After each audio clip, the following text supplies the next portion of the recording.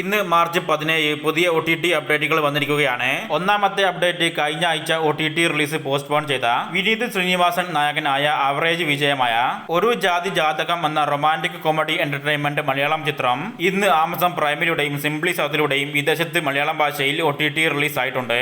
Nicole Kidman അഭിനയിക്കുന്ന പുതിയ Hollywood mystery thriller ചിത്രമാണ് ഹോളണ്ട്.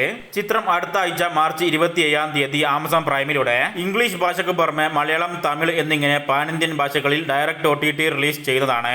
G20 എന്നൊരു പുതിയ അമേരിക്കൻ ആക്ഷൻ ത്രില്ലർ ചിത്രവും ആമസോൺ പ്രൈമിലൂടെ ഏപ്രിൽ 10-ാം തീയതി ഇംഗ്ലീഷ് ഭാഷയ്ക്ക് പുറമെ മലയാളത്തിലും പാൻ ഇന്ത്യൻ ഭാഷകളിലും ഡയറക്റ്റ് OTT റിലീസ് ചെയ്യും. റിംഗ് എന്ന ഈ വർഷം ഇറങ്ങിയ കോമഡി ഡ്രാമ തമിഴ് ചിത്രം ഇന്ന് ആമസോൺ പ്രൈമിലൂടെ ഓവർസീസിൽ തമിഴ് ഭാഷയിൽ OTT റിലീസ് ആയിട്ടുണ്ട്.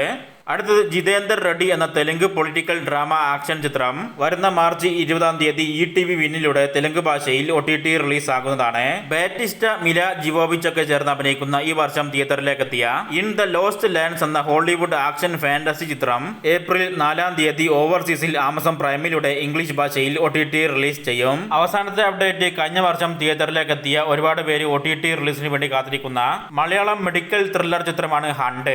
ഭാവന അഭിനയിച്ച ഷാജി കൈലാസ് സംവിധാനം ചെയ്ത ബോക്സ് ഓഫീസിൽ വിജയിക്കാൻ സാധിക്കാതെ പോയ ഈ ചിത്രത്തിന്റെ ഒഫീഷ്യൽ OTT കമ്മിങ് സൂൺ പ്രഖ്യാപനം മനോരമ മാക്സ് പുറത്തുവിട്ടിട്ടുണ്ട്. ചിത്രത്തിന്റെ OTT റിലീസ് ഡേറ്റ് ഒന്നും പുറത്തു വന്നിട്ടില്ല. അതുകൊണ്ട് ഒരു മാസത്തിനുള്ളിൽ ചിത്രത്തിന്റെ OTT റിലീസ് ഉണ്ടാക്കുമെന്നാണ് പ്രതീക്ഷിക്കുന്നത്.